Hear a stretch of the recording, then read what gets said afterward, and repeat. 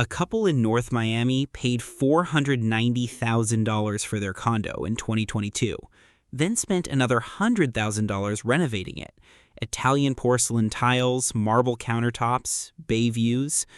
2 years later, they opened their mailbox and found a bill for $134,000. Not for a new home, not for a mortgage payoff, just a fee from their condo association for repairs to the roof and facade of their building. They're not alone. Right now in Florida, thousands of condo owners are in the exact same trap. They can't afford to stay, but they also can't sell. And a lot of people still don't understand why, because the real reasons go way deeper than high HOA fees and insurance costs. Today we're covering the parts of this crisis that most channels haven't even touched yet. Let's get into it. Here's something most condo owners in Florida have never heard of, and it's quietly making their units almost impossible to sell. Fannie Mae and Freddie Mac, the two government-backed agencies that back roughly 70% of all residential mortgages in America, maintain what insiders are calling a blacklist. It's a confidential database of condo buildings that have been flagged as ineligible for conventional financing. If your building is on that list, most buyers simply cannot get a mortgage to purchase your unit. And here's the thing, they don't tell you publicly. According to reporting from Mortgage Professional America, condo owners and associations typically find out only when a lender rejects a buyer's loan application. The sale falls apart, the owner is shocked, and then they find out their building has been flagged for months. Before 2021, there were only a few hundred properties on this list nationally. By 2025, that number had grown to an estimated 5,000 properties, with more than 1,400 of those in Florida alone. What gets a building blacklisted? Inadequate reserve funds, pending litigation, deferred structural repairs, or insufficient insurance coverage. Basically, the same mess that's already making these condos expensive to own. Now, here's the update that hit just a few months ago. In March 2026, Fannie Mae and Freddie Mac announced another major change. Starting August 3, 2026, the limited review process for condo loans is being eliminated entirely. That was the shortcut that allowed some buyers to skip the deep financial scrutiny. Gone. Every condo deal now gets a full review: reserves, structure, insurance, management. What that means in plain language, if your building has any issues on paper, finding a financed buyer is going to be extremely difficult. The pool of people who can even make an offer on your unit just got smaller. You've probably heard about the Surfside collapse. In June 2021, the Champlain Towers South in Surfside, Florida collapsed and killed 98 people. It was a tragedy that exposed how many Florida condo buildings had been deferring structural maintenance for decades because condo associations were legally allowed to vote to waive reserve contributions, basically to kick the can down the road to keep monthly fees low. Florida lawmakers responded with Senate Bill 4D in 2022. Governor DeSantis signed it. The law required milestone structural inspections for all condo buildings 3 stories or higher and mandated that associations fund structural reserves, no more waiving allowed. That law created the financial earthquake we're living through right now. As of January 1, 2026, the grace period officially ended. Every applicable association must now have a fully funded reserve plan based on a Structural Integrity Reserve Study, or SIRS. Associations that spent decades skipping reserve funding now have to catch up all at once. The results have been brutal. At the Cricket Club in North Miami, owners got hit with assessments as high as $134,000 per unit. At Mediterranean Village in Aventura, the number climbed to $400,000 per unit. In Hollywood Beach, a 567-unit complex called The Summit levied a $66 million total assessment, averaging nearly $99,000 per owner. In response to the backlash, Governor DeSantis signed HB 913 in June 2025, a reform bill meant to give some relief. It extended certain deadlines, gave boards more flexibility to use loans instead of lump sum assessments, and required more transparency in how inspections and reserve studies are conducted. DeSantis himself publicly said the original bill should have been refined faster, saying, quote, "There's no reason the bill that was passed could not have been passed in January. That would have given people peace of mind." But here's the important part. HB 913 did not remove the core requirements. The inspections still have to happen. The reserves still have to be funded. The law provided more time and more options, but the financial reality hasn't gone away. Here's a storyline that barely made the mainstream news, but it's huge for condo owners. When buildings started flooding the market and prices dropped, some developers saw opportunity. They began quietly buying up units in older, financially distressed condo buildings, not to live in them, but to eventually accumulate enough ownership to force a condo termination.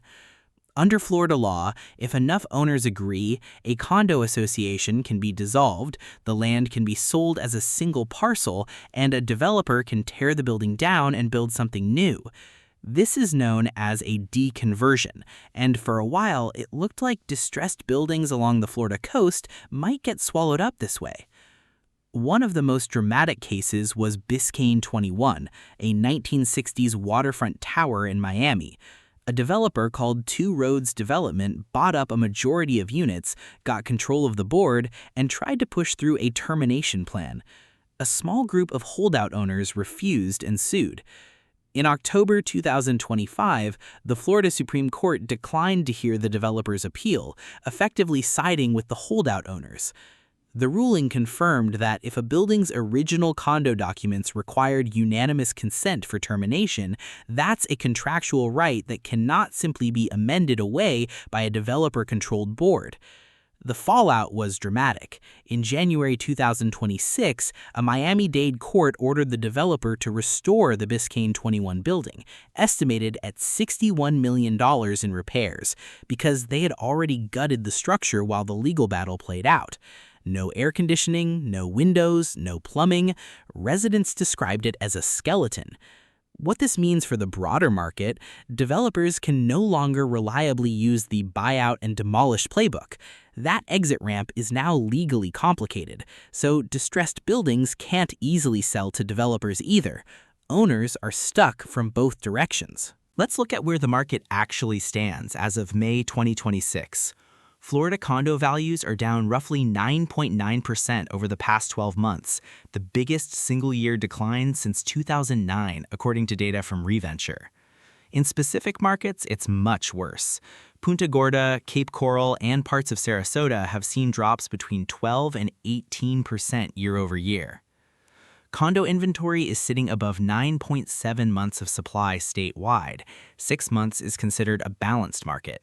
Anything above that is a buyer's market, meaning sellers have less power, prices face downward pressure, and units sit on the market longer.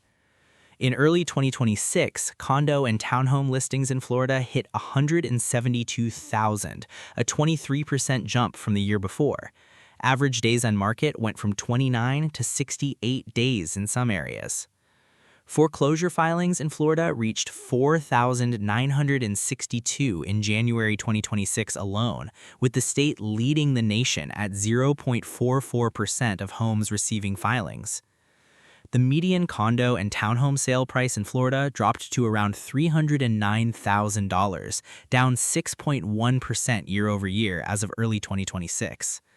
The Atlanta Fed issued a formal warning, calling this a condo crisis and flagging that South Florida in particular faces growing risks of foreclosure, especially among owners on fixed incomes who cannot absorb the new assessments and fees. So where does this go from here? Analysts from House Canary, Realtor.com, and Norada Real Estate are pointing in the same direction, continued softening through the rest of 2026, with modest recovery in 2027, but only for certain types of properties. House Canary's forecast projects a further decline of about 2.2% in Florida home prices through Q1 2027. Realtor.com predicted that across Florida's 8 largest metro areas, prices for condos will fall an average of 1.9% in 2026, well below the national positive gain. The condo-specific picture is more troubling. The compliance deadlines are now fully in effect. Buildings that haven't completed their structural integrity reserve studies are now in violation of state law.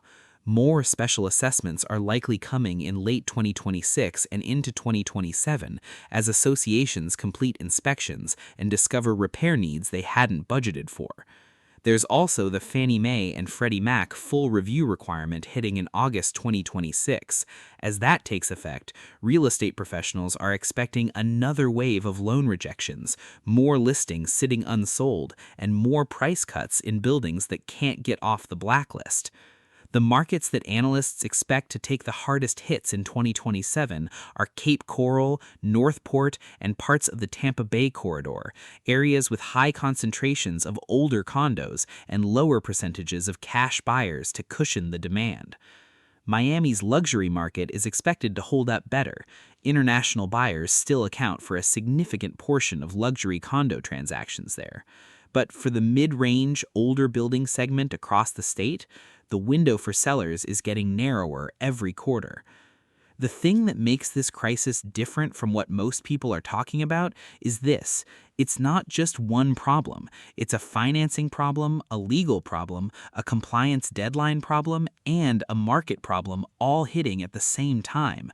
And the owners caught in the middle, many of them retirees on fixed incomes, are running out of options fast.